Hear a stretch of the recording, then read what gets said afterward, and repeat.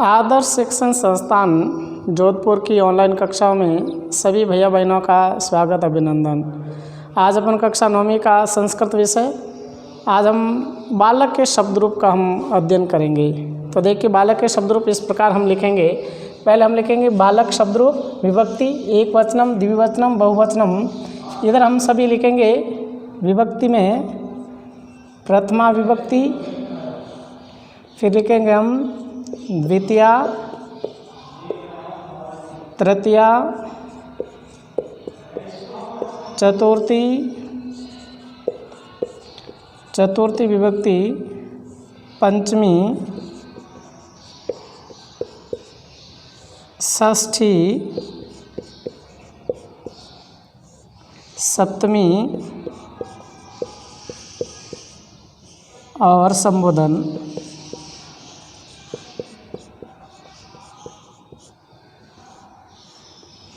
प्रथम विभक्ति में देखिए हम एक वचन लिखेंगे बालकः, द्विवचन है बालकौ, बहुवचन बालकः। ये शब्द रूप पुल्लिंग है, बालक शब्द रूप पुल्लिंग, क्योंकि बालक पुल्लिंग है इसलिए बालक शब्द रूप। और ये अकारांत शब्द रूप है, अकारांत शब्द।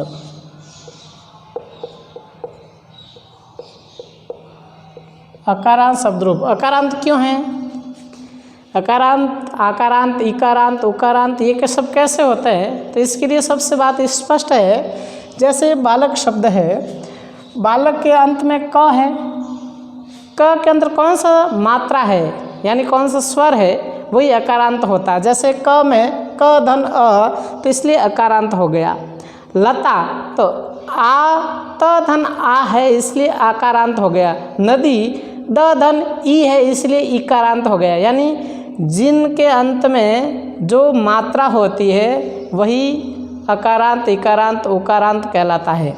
इसलिए बालक शब्द पुल्लिंग अकारांत शब्द रूप है। प्रथम विभक्ति है बालकः, बालकौ, बालकः। द्वितीय विभक्ति है बालकम, बालकौ। बहुवचन में है बालकान, बालकान। ऐसी तृतीय विभक्ति है बालकेन, बालकाभ्याम, बालकाभ्याम।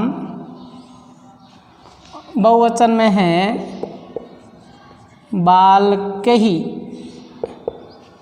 ऐसी चतुर्थी विभक्ति है वो है बालकाय। द्विवचन है बालकाभ्याम। बहुवचन है बालकेभ्यः। ऐसी पंचमी विभक्ति है बालकात्। बहुवचन है, द्विवचन है बालकाभ्याम।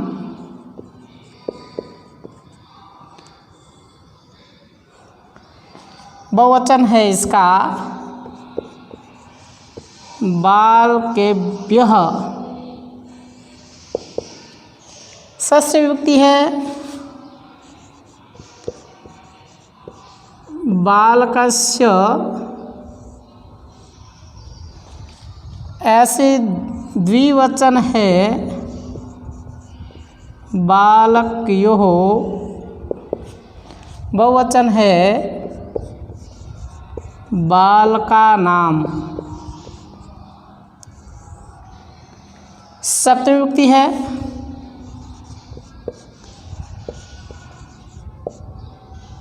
बालके। ऐसे द्विवचन है बालकयोः। बहुवचन है बालकेषु। संबोधन है हे बालक, हे बालकौ।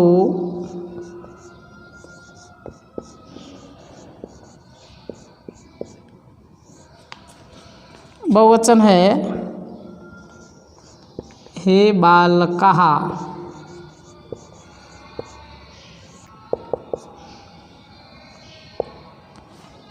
तो इस प्रकार हम बालक के शब्द रूप को एक बार पढ़ेंगे। विभक्ति है बालक शब्द रूप पुल्लिंग आकारांत शब्द रूप। प्रथम विभक्ति है बालकः, बालकौ, बालकाः। द्वितीय विभक्ति है बालकौ, बालकान्। तृतीय विभक्ति है बालकेन, बालकाभ्याम, बालकैः। चतुर्थ विभक्ति है बालकाय, बालकाभ्याम, बालकेभ्यः। पंचमी विभक्ति है बालकात्, बालकाभ्याम, बालकेभ्यः। षष्ठी विभक्ति है बालकस्य, बालकयोः, बालकानां। सप्तमी विभक्ति है बालके, बालकयोः, बालकेषु। संबोधन है हे बालक, हे बालकौ, हे बालकः।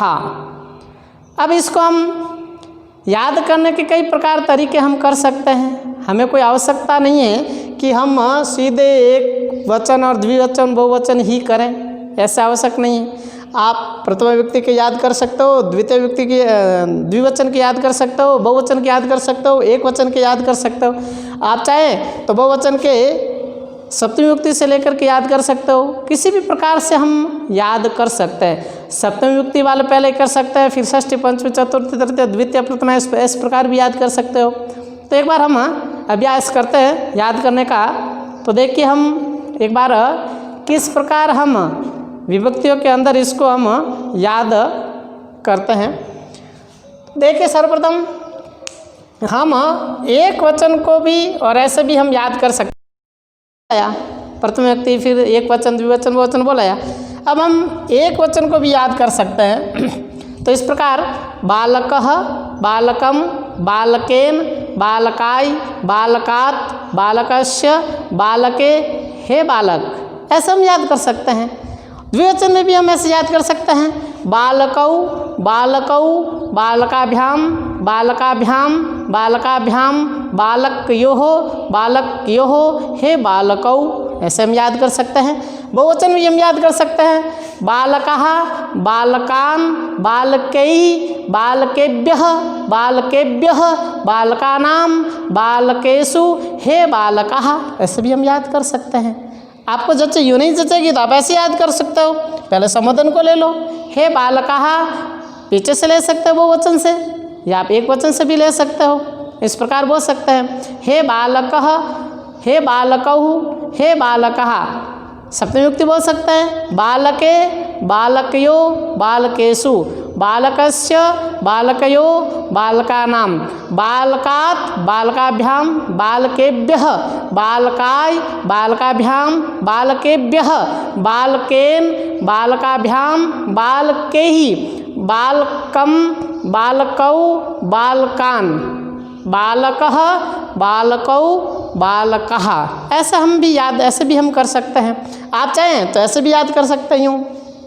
नीचे से बहुवचन को सबसे अंत वाले पहले और बाद में प्रथम व्यक्ति तक बोल सकते हैं संबोधन से लेकर के। ऐसे भी हे बालकः, बालकेषु, बालकानां, बालकेभ्यः, बालकेभ्यः, बालकै, बालकान्, बालकः, ऐसे भी हम याद कर सकते हैं। ऐसे ये भी याद कर सकते हैं हे बालकौ, बालक्यो, बालक्यो, बालकानां, बालकानां, बालकानां, बालकौ, बालकौ, ऐसे भी हम याद कर सकते हैं।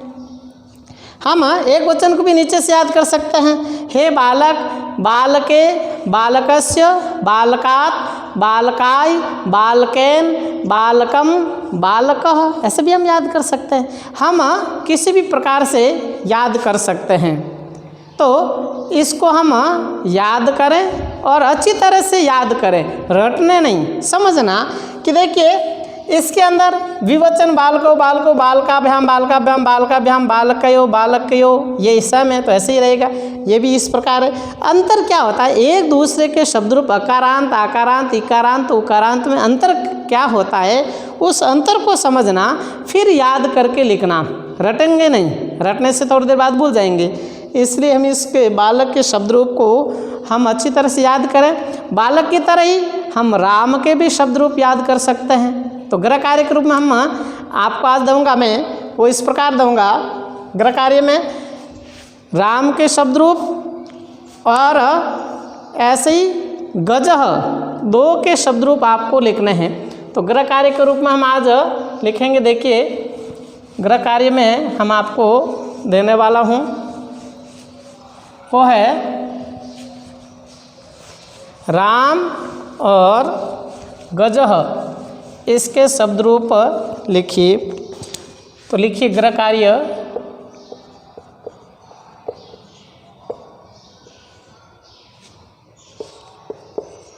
राम तथा गज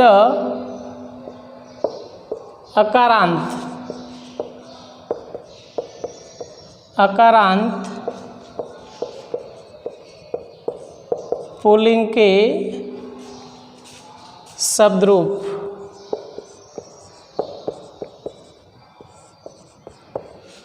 रूप लिखिए। तो इस प्रकार हम ऐसे ही राम के और गजह के शब्द रूप लिखें और इसी प्रकार हम याद करें। आज के वीडियो में इतना ही अध्ययन करेंगे। धन्यवाद, नमस्कार।